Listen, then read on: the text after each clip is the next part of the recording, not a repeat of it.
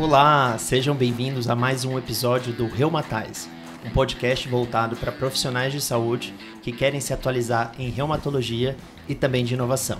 Meu nome é Ricardo Amaro. E eu sou o Pedro. E hoje a gente vai começar o primeiro episódio da nova temporada, desmistificando as queixas dos pacientes reumatológicos. Sejam todos muito bem-vindos. É isso aí, Rick. Hoje nós vamos falar de vários assuntos super importantes que fazem parte da nossa vida antes mesmo de a gente se tornar médicos, antes mesmo de se tornar adultos, né? Coisas que a gente acaba trazendo da nossa infância, que a gente escuta a nossa mãe, nossa tia, nossa avó falando, e cada canto do Brasil tem um sotaque diferente que reflete na nossa especialidade, né? Exatamente. Queria eu poder aqui falar representando todos os, pelo menos as regiões do Brasil, Sul, Sudeste, Nordeste, com as expressões mais típicas.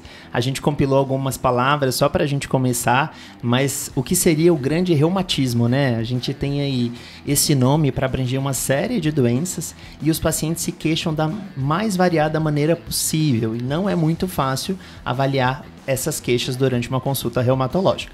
Então eu trouxe aqui alguns termos, né? Água no joelho talvez seja muito conhecida, né? Que reflete aí um quadro de dor articular. Eu tive uma paciente uma vez que fez uma consulta médica, Pedro, dizendo para mim que estava com dor na bota. E eu fiquei sem entender durante um bom tempo, que era dor no calcanhar, uma paciente do sul. E a gente tem outros termos, né? Íngua, né? Que é muito comum em várias regiões do Brasil, que é o linfonodo aumentado. A gente pode ter aí dedos entrochados ou ficando tronchos, né? Que seriam, talvez, possivelmente, os nódulos de Eberen ou Bouchard. Tem dor na micula, que é uma expressão... Essa aí eu nunca ouvi na minha vida. É uma expressão também da região do Nordeste que reflete aí uma dor coxínea, tá? Então, pode o paciente se queixar de dor nessa região. E a gente tem vários outros achados que muitas vezes, né, o paciente refere, mas muitas vezes ele não sabe do que ele está se queixando. Como, por exemplo, a dor ciática, né? A dor ciática é uma expressão, dor no meu ciático, usado de uma maneira para representar uma série de etiologias que acometem ali a região glútea e de coluna e que muitas vezes nem sempre acometem o ciático. Então, o que a gente vai abordar aí nesse episódio, Pedro, para o pessoal que está em casa? Então, no episódio nós vamos avaliar de maneira sistemática o paciente numa primeira consulta. Se existe alguma ferramenta, nós vamos comentar aqui. Como dividir as doenças reumáticas. Essa divisão é uma divisão mais didática para nos auxiliar no raciocínio. A gente, às vezes, vai tentar botar o paciente numa caixinha. Isso vai ajudar na maior parte dos casos. Mas aqueles casos que não nos ajudam a encaixar numa caixinha específica é para a gente realmente abrir a cabeça e saber o que a gente não pode deixar de perguntar nesse paciente que tem alguma queixa mais específica ou não. E a gente também tem, né, depois daquela consulta longa com o paciente, que você explicou várias coisas, diversas causas, e aí ele vira para você no final da consulta, depois de tudo que você explicou de uma série de patologias. Doutor, afinal, eu tenho artrite ou artrose? E aí a gente acaba se resumindo nessas duas palavras todos os nossos diagnósticos, né? Muitas vezes o paciente realmente não entende além dessas duas expressões. E ao mesmo tempo que ele pergunta, na nossa cabeça está assim, é mecânico ou é inflamatório, né? Exatamente, que é uma das maneiras da gente tratar, né? A gente acaba tentando dividir nesses dois padrões. E a gente vai tentar abordar também um pouquinho de padrões articulares, mono, óligo, poliartrite, como que a gente pensa em termos diagnósticos nesse sentido. Mas em relação a uma consulta geral, né? A gente tem uma ferramenta que a gente pode utilizar, que é o Gauss, que é uma ferramenta que a gente vai avaliar a história clínica, marcha e postura, membros superiores, membros inferiores e coluna vertebral. Então, de uma maneira geral, nossa primeira consulta reumatológica deveria contemplar todo esse roteiro. E aí esse Gauss, o Pedro vai explicar mais ou menos aí pra gente o que significa do inglês, mas ele sistematizou uma maneira da gente fazer uma consulta global, né? Claro que a gente vai adequar a consulta à queixa do paciente, mas é uma maneira da gente não se perder naquele paciente com várias queixas, tá? Então, seria um acrônimo, então o G do Gauss seria em relação à marcha, né? Então, gait em inglês, marcha e postura. Então, é importante que você avalie o paciente quando vai chamá-lo para adentrar o seu consultório, avaliar porque o paciente, como é que está a sua marcha, se está deambulando com alguma assimetria, isso você já consegue avaliar através da inspeção, ou até a postura do paciente, se o paciente tem uma postura mais cifótico, o paciente tem uma postura já com uma anteriorização da coluna cervical, isso já vai fazendo com que você pense em determinadas patologias e até direcionar a sua história. Então, primeiro seria a avaliação da marcha. O A seria de arms, seria a avaliação de membros superiores. Então, você vai avaliar as mãos, né? Qual o reumato, né? Não comece pelas mãos. Eu estou com dor no pé, mas deixa eu ver sua mão, né? Então, a avaliação das mãos em conjunto, avaliar se o paciente tem alguma sinovite, alguma artralgia. Você já vai fazendo uma avaliação tanto da anamnese junto com o exame físico, já vai tendo uma interação, melhorando a relação médico-paciente, uma confiança maior.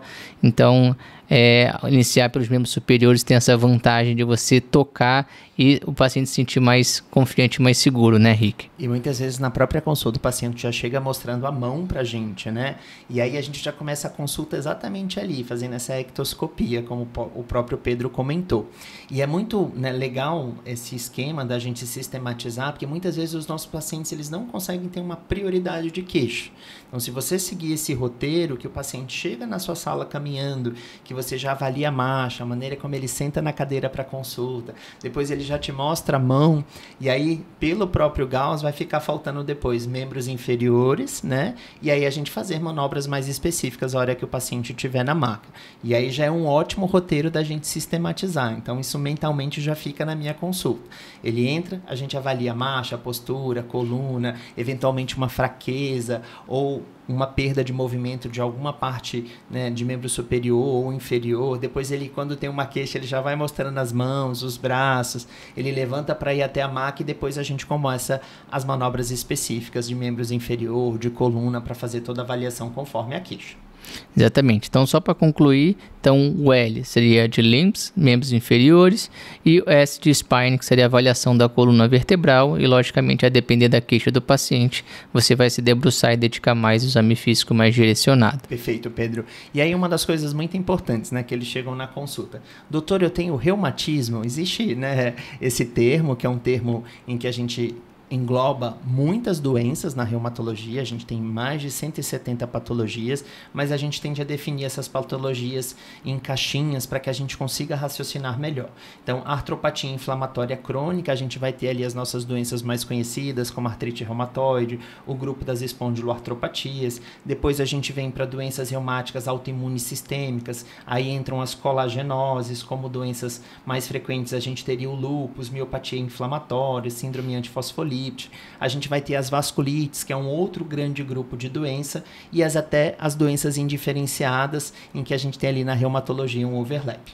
Seguindo nesse diagnóstico, a gente teria doença articular degenerativa, como a osteoartrite, e aí a gente está falando mais de uma doença com componente inflamatório menor, mas a gente tem clusters em que a gente percebe que essa inflamação é muito importante, a gente já deixou de desassociar a osteoartrite como uma doença não inflamatória, que não é grande essa verdade, ela tem mudado ao longo dos anos. A gente vai ter artropatias cristalinas com a gota, pseudogota, doenças ósseas, e aí o Pedro, especialista em uma delas, né, osteoporose, doença de Paget e outras doenças, artropatias infecciosas, virais, bacterianas, fúngicas, artropatias relacionadas a infecções específicas, como, por exemplo, febre reumática, doença de Lyme, que no Brasil seria a doença de Bajo-Yoshinari, e a gente ainda tem umas outras condições, né, Pedro?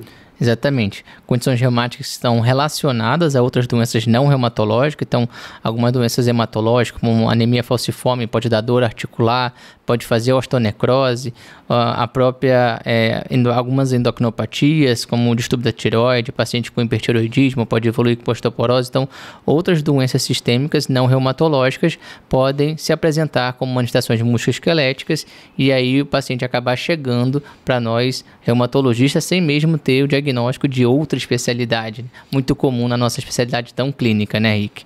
Isso, e aqui também entra, gente, uma das especialidades que talvez tenha crescido mais em interconsulta nos últimos anos, que são os pacientes com manifestação para neoplásica ou mesmo com diagnóstico de neoplasia, em que a gente vai ter queixas articulares relacionadas tanto ao tratamento, né, de tumor, né, como o paciente que, na verdade, tem um câncer com uma manifestação paraneoplásica com síndromes específicas, tá?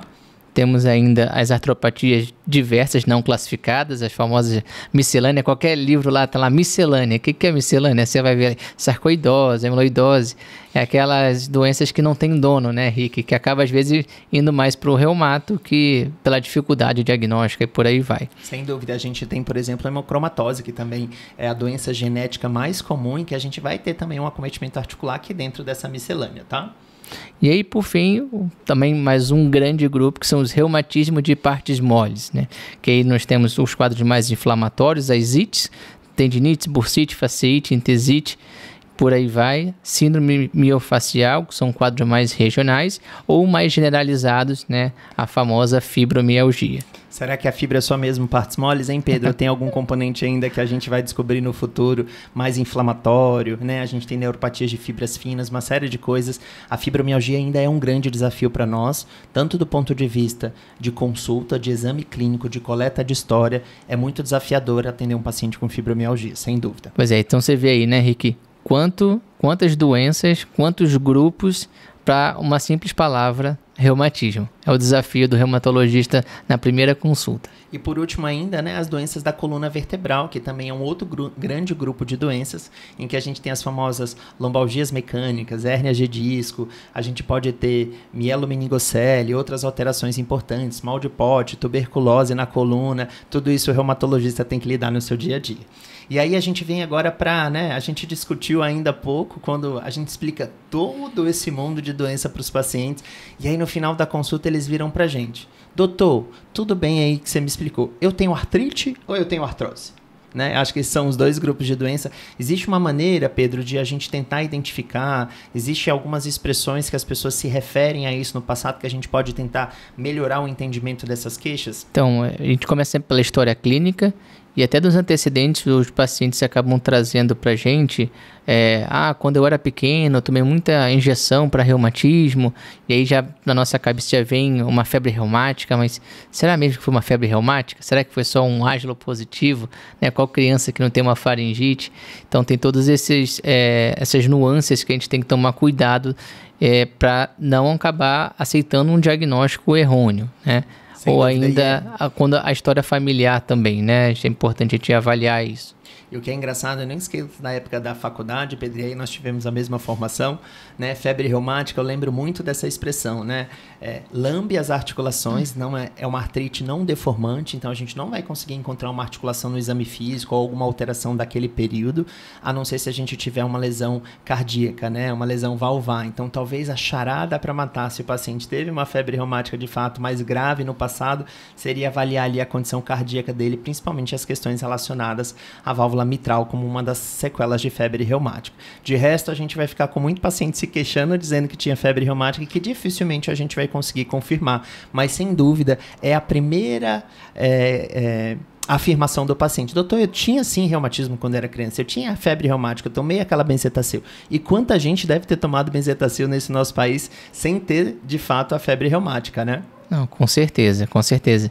E o que impressiona é esse diagnóstico sendo feito no paciente na fase adulta, né? Então, um paciente iniciando o quadro articular com 25 ou com 30 anos, acaba fazendo o ASLO e recebe o diagnóstico de febre reumática e começa a tomar bezetacil na fase adulta. Então, acho que é por isso que a gente está aqui, né, Rick? Para a gente discutir padrões de acometimento, história clínica, para que essas informações possam chegar em todos os cantos do Brasil e a gente conseguir melhorar a saúde reumatológica como um todo, né? E aí, falando numa maneira didática, né, Pedro? Imagina que chega para você uma paciente jovem, né, de mais ou menos ali uns 30, 45 anos, com uma queixa para você de que tá com rigidez, dor e dificuldade de movimentar as mãos, e aí ela chega: doutor, minha mãe tinha reumatismo, ela entortou os dedos, né? Como que a gente começa a destrinchar essa queixa dessa paciente? A gente consegue encaixar ela dentro de algum raciocínio? É mulher, jovem? Que mais da história clínica é importante? Que tipo de acometimento é esse? Ela queixa de dor e dificuldade de fazer as atividades de casa e de trabalho? O que a gente podia pensar nesse cenário? Acho que é importante, né, Rick, a gente tentar ver qual seria o padrão de acometimento articular que essa paciente ela se apresenta. Isso vai nos ajudar bastante no nosso raciocínio clínico e até para nos blindar de possíveis alterações laboratoriais que acabam já vindo para a gente e acaba mais confundindo do que ajudando. Então, essa paciente, né, uma paciente aí já ajuda a epidemiologia, então uma paciente mulher, uma paciente entre 30 e 40 anos, mas o padrão articular, você falou mãos, punhos, seria uma poliartrite, seria uma oligoartrite, uma poliartrite mais simétrica. Nessa faixa etária, se a gente for pensar de fato em algo inflamatório, e aí objetivamente a gente pode perguntar para essa paciente se teve aumento do volume, inchou, que é uma coisa que isso acaba me incomodando no dia a dia, que muitas vezes o paciente tem a sensação de inchar, só está inchado, mas a gente vai avaliar no exame físico, não encontra. Será que foi o time, né? Você trouxe a rigidez matinal, que acaba sendo importante, mas acho que o primeiro ponto é, será que realmente tem características inflamatórias? Uma rigidez matinal prolongada, se realmente o paciente teve de forma objetiva um aumento do volume articular, e aí nesse contexto de padrão de acometimento poliarticular, simétrico, mulher nessa faixa etária e ainda mais com a possibilidade de ter uma história familiar, aí sem dúvida a gente pensa numa artrite reumatoide. Muito bem. E aí é interessante, Pedro, a gente lembrar de fatores que estão associados de maior risco, né? Que é dos hábitos de vida. Tabagismo contaria de maneira positiva para a gente, de fato, estar falando de um quadro mais relacionado à artrite reumatoide. E aí a gente tem, por exemplo, quadros diferenciais, como, por exemplo, os quadros infecciosos, mulher jovem, sexualmente ativa, com uma poliartrite, dependendo do tempo de acometimento. Se muito aguda, um dos diferenciais seria a gente pensar na gonocócica, né, que pode ter uma poliartrite, uma tenossinovite importante, alterações de provas inflamatórias, até lesões de pele característica, e a gente pensando num tempo de acometimento aí mais crônico, mais que 6 semanas, sem dúvida a gente vai pensar num dos grandes protótipos nossos de doença, que é a artrite reumatoide. E aí a gente também não exclui outras causas, mas é menos provável, uma artrite psoriásica, a depender do quadro a gente vai comentar ali num padrão mais óligo, mas ela também pode simular a artrite reumatoide, um padrão mais de obesidade, doença metabólica, ácido úrico aumentado, histórico familiar para doença cardiovascular, cerebrovascular ou história de psoríase na família, faria a gente pensar talvez num dos diagnósticos diferenciais. E aí a gente começa, né, a nossa abordagem lá pelo Gauss, a gente poderia ver marcha, poderia ver acometimento de coluna, poderia ver membro superior, membro inferior, e sem dúvida a gente acharia uma sinovite simétrica, aditiva, inflamatória, com características que fariam a gente pensar na artrite reumatoide. Sem dúvida. E acho que é importante também a gente avaliar essa história familiar quando, se possível, né, claro, quando que o paciente, quando o familiar iniciou o quadro. Que às vezes também o paciente tem uma mãe, uma tia, uma avó que tem uma deformidade, mas é uma deformidade associada à osteoartrite. Ah, minha mãe também tem deformidades, mas ela começou com o nódulo de Epstein-Barr depois dos 50, 60 anos, por exemplo, e aí acaba não ajudando tanto pensar numa história familiar de doença autoimune. E lembrar que a osteoartrite de mãos, né, ela tem esse componente familiar também, então muitas vezes vai confundir dentro da história clínica. A gente fala que tem história familiar e de repente toda a família realmente tem ali acometimento para uma OA de mão primária e confunde muito com artrite reumatoide, e a gente sabe que nem sempre é fácil diferenciar essas duas doenças.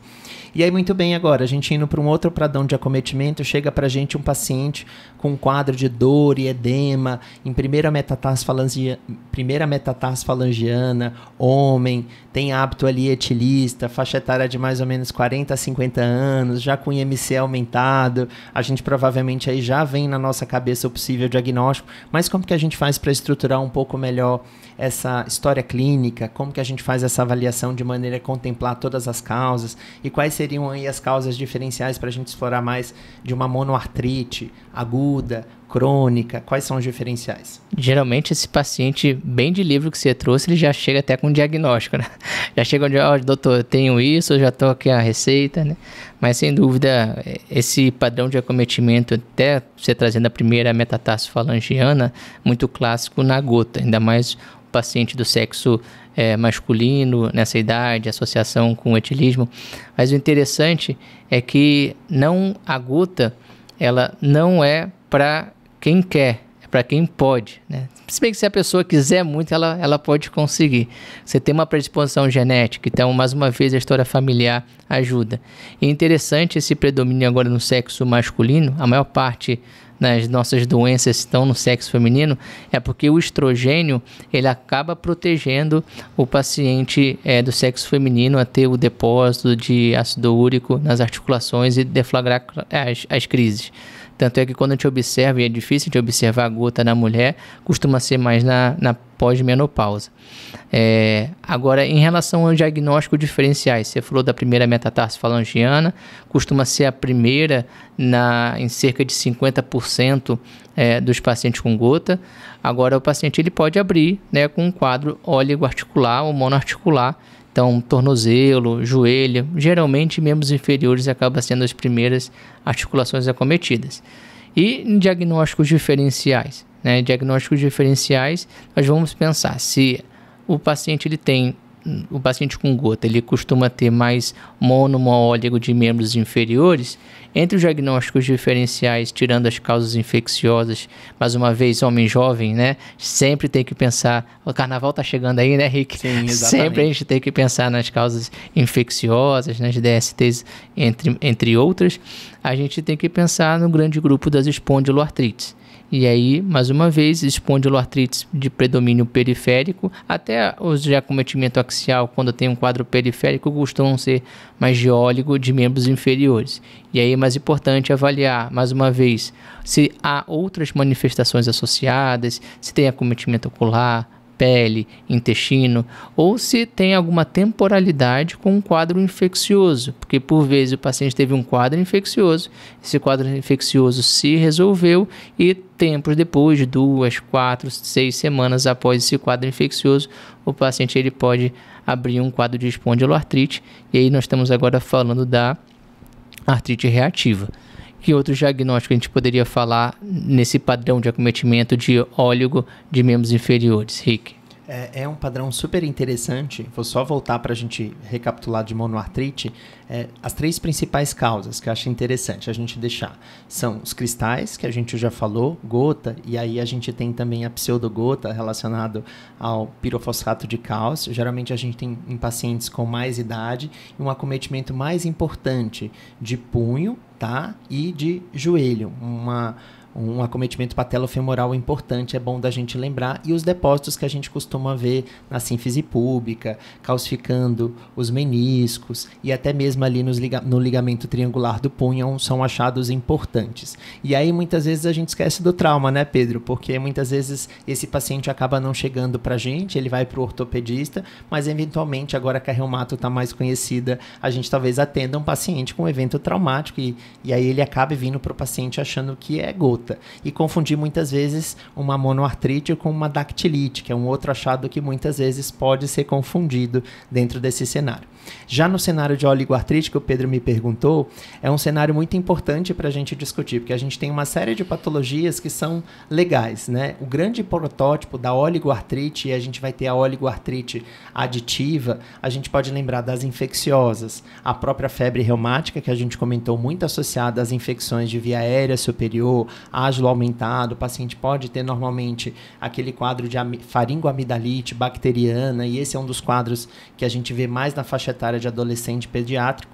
E a gente tem outro grande protótipo de doença nossa relacionada à oligoartrite, como a artrite psoriásica. A artrite psoriásica geralmente ele tem esse padrão aditivo, geralmente assimétrico, acometimento de mão, punho, joelho, tornozelo, pode estar ou não associado o acometimento de pele, e esse é um dos grandes diagnósticos diferenciais para esse quadro de oligoartrite assimétrica, né? São um dos principais quadros. E aí geralmente esse quadro, ele é um quadro mais indolente, com um tempo de evolução, né, mais crônico, mais que 6 semanas, e aí muitas vezes é uma das maneiras que a gente tem de diferenciar. Perfeito, Henrique. Mas, Henrique, nós estamos falando de óligo, mas voltando a monoarticular, mas a articulação acometida também é importante para a gente pensar em outras etiologias, mesmo que seja infecciosa, porque a gente vê um quadro mono em tornozelo, em joelho, a gente pensa uma coisa. Mas se for, por exemplo, um quadro monoarticular num cotovelo, em manubro external, essas articulações não tão usuais, faz com que a gente tenha que pesquisar algo a mais? Pedro, uma super dúvida e muito interessante. Então, quando a gente tem articulações não usuais, fazendo ali uma monoartrite ou uma oligoartrite, a gente precisa pensar nas artrites sépticas. E é muito importante da gente lembrar dos pacientes usuários de droga ou mesmo daqueles pacientes com uso de catéter venoso de longa permanência ou mesmo os pacientes com alto risco para doenças infecciosas. Os imunossuprimidos, os dialíticos, os diabéticos descompensados são pacientes com maior risco para esse tipo de acometimento não usual. É claro que essas articulações, né, aí a articulação externo-clavicular, muitas vezes a gente tem um diferencial para o pseudogota, né, e muitas vezes a gente vai ter dificuldade para definir essas etiologias, como a gente havia comentado. Punho, uma OA importante patelofemoral e até próprio externoclavicular, a gente precisa lembrar. Uma biartrite de tornozelos, a gente precisa lembrar, junto com nódulos subcutâneos, da sarcoidose, isso é uma caixinha que a gente criou de maneira importante, e até mesmo da própria artrite psoriásica. Muitas vezes ela começa ali com um quadro de membros inferiores, muitas vezes vai ser difícil de diferenciar com um quadro de gota, porque também é uma articulação muito acometida num paciente com artrite por cristais, e aí muitas vezes esse diagnóstico requer uma história clínica de tudo aquilo que a gente comentou. Os hábitos sociais, história de vida, lesões prévias, doenças prévias, uso de medicamentos, né? São coisas que faz a gente pensar e juntar todas as peças do quebra-cabeça. Isso é muito importante, porque nós estamos falando de padrão de acometimento articular, mas é importante que a gente avalie o paciente como um todo. Em primeira consulta, a gente sempre gosta de fazer o ISDA nos ajuda. Então, voltando àquele caso daquela paciente de 30 a 40 anos com quadro poliarticular, simétrico, de membros superiores. Mas se ela tivesse uma febre, se ela tivesse, por exemplo, um hematoma, se foi avaliada, tinha uma plaquetopenia, muda totalmente, né, Rick? Sem dúvida. E aí a gente já começa a pensar nas doenças sistêmicas, né? O próprio lúpus pode fazer esse padrão de poliartrite simétrico associado à febre. Em geral, a gente classifica o lúpus como uma artrite não erosiva, mas a gente sabe que ele também pode fazer erosão e a gente tem um processo inflamatório muito importante. E aí a gente já entra, né, num cenário muito legal em relação aos diagnósticos diferenciais, incluindo outros dados, né, da história e do exame clínico que fazem a gente pensar em outro diagnóstico. E essa mesma paciente, Pedro, se tivesse um rash em salmão, com uma poliartrite, com febre, né, tivesse uma hepatoesplenomegalia, uma febre em que piora ali a lesão de pele, que diagnóstico a gente poderia pensar? E aí, nesse caso, sem dúvida, a gente pensaria numa doença de Still. Bastante inflamação, a gente acaba pensando numa doença mais autoinflamatória e, sem dúvida, a doença de Still acaba sendo uma principal hipótese para esse quadro. E, no caso, Rick, voltando de novo àquela poliartrite, e o paciente foi investigado, tem uma síndrome reumatoide, foi avaliado em relação a autoanticorpos, os autoanticorpos vieram negativo, fator reumatoide, CCP e tudo. Só que o paciente ele começou a apresentar um quadro de tosse, dispneia, uma fraqueza proximal. E aí, quando você foi avaliar mais a fundo, esse paciente ele tem uma intersticiopatia pulmonar que não é tão usual, né, como a PIL, né, é usual que a gente pensa na artrite reumatoide. E aí, quando você vai avaliar, por exemplo, um paciente com artrite reumatoide que tem uma intersticiopatia, o padrão mais comum é a usual, e geralmente quem tem esse acometimento extra-articular da artrite reumatoide costuma ser os pacientes mais graves, com fator reumatoide em alto título, CCP. Então, assim, algumas coisas não vai batendo. E aí, uma fraqueza, às vezes uma febre, uma lesão cutânea. Então, isso faz com que a gente comece a mudar o nosso diagnóstico. Nossa, será que eu errei? Sou muito ruim? Quem já não passou por isso, né? Poxa, mas tinha tudo para artrite reumatoide. Será que ele mudou de diagnóstico ao longo ou a doença vai se apresentando aos poucos? Olha, Pedro, isso é um dado muito legal da gente trazer, né? E para deixar os nossos ouvintes não preocupados, porque é exatamente assim que acontece. A gente tem mais de 50% dos pacientes com uma doença autoimune que eles normalmente não têm o diagnóstico preciso nos primeiros 12 meses de acometimento.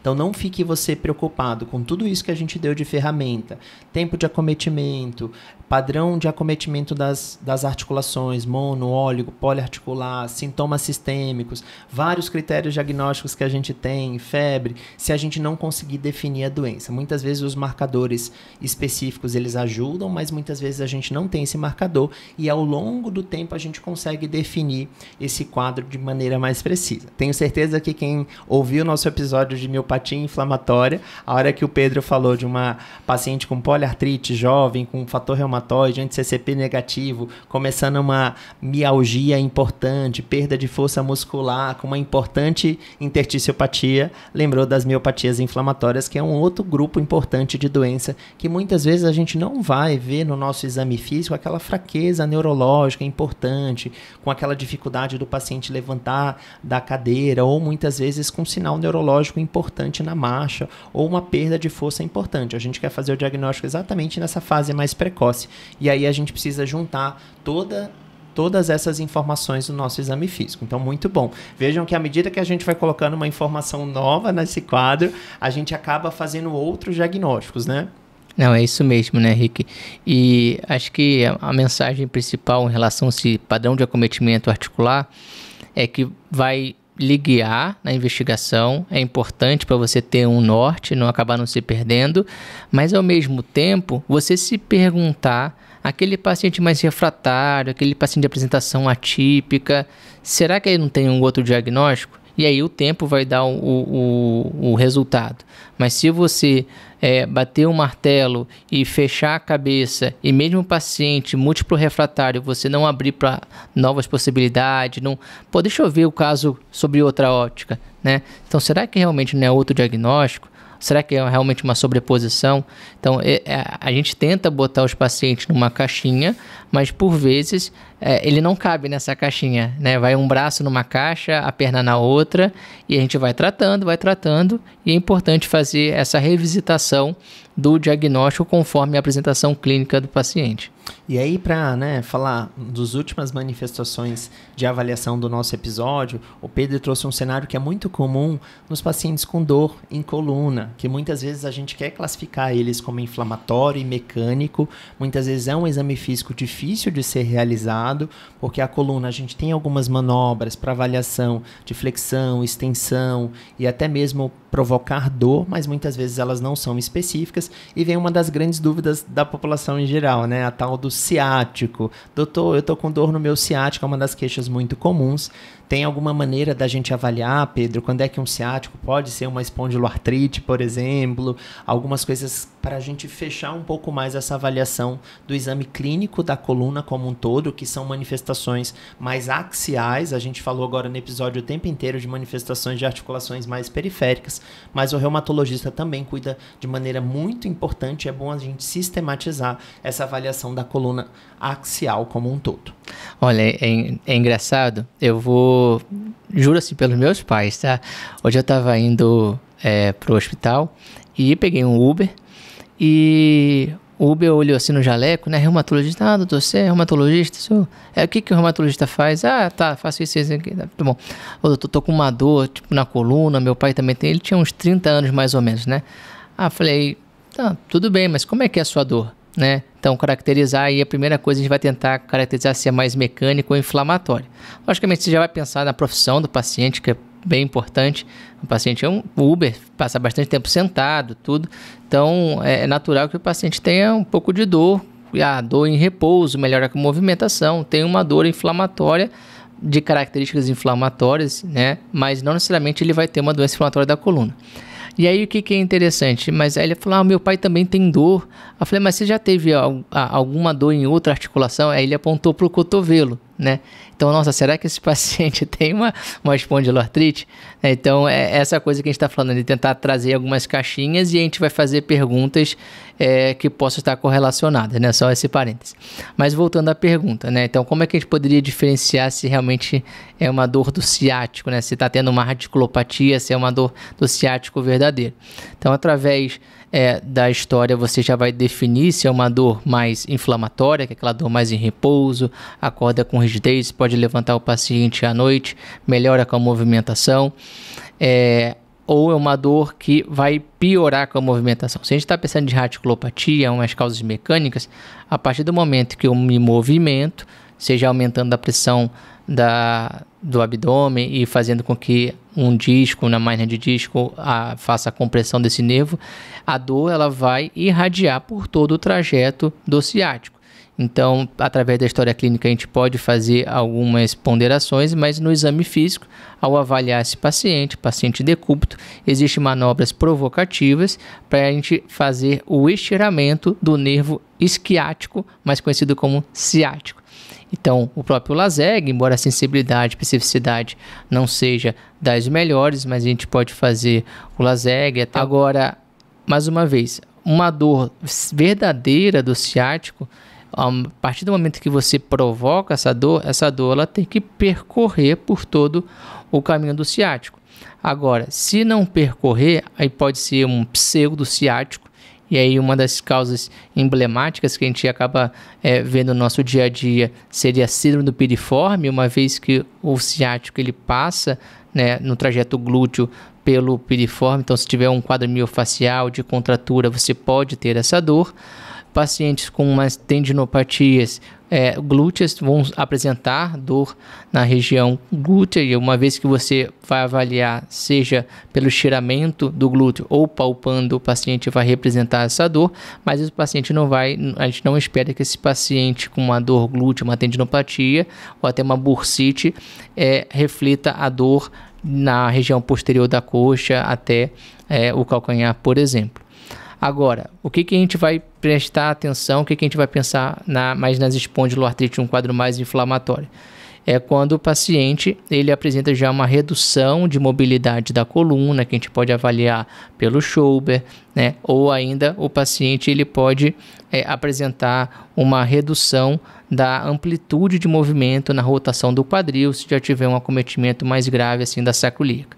Então, a história clínica é importante para avaliar se seria mecânico ou inflamatório, mas o exame físico a gente consegue avaliar mobilidade quando a gente fala de espondiloartrite, e ao mesmo tempo a gente consegue avaliar sobre testes provocativos, a compressão, a redução da amplitude do canal dessa raiz, e o que a gente espera, se realmente esse for o diagnóstico, é a representação dessa dor no trajeto do ciático.